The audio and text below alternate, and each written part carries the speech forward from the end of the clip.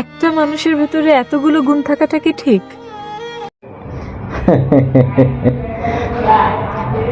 দেখো, আমি সুনির্দিষ্ট কিছু কাজ করি যা আমার করতে ভালো লাগে, অথবা যা করা প্রয়োজন, অথবা আমার নেশা, আমি তাই করি।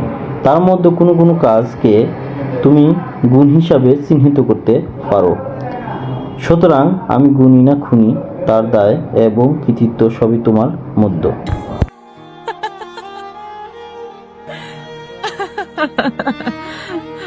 আপনি কিন্তু আবারও সুন্দর করে একটি একটু সুন্দর কথা বললেন। আপনি খুনি হতে যাবেন কেন? আপনি একজন গুণী মানুষ।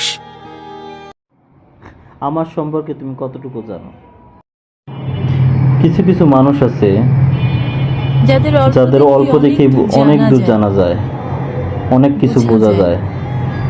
আপনি তেমনই একজন মানুষ।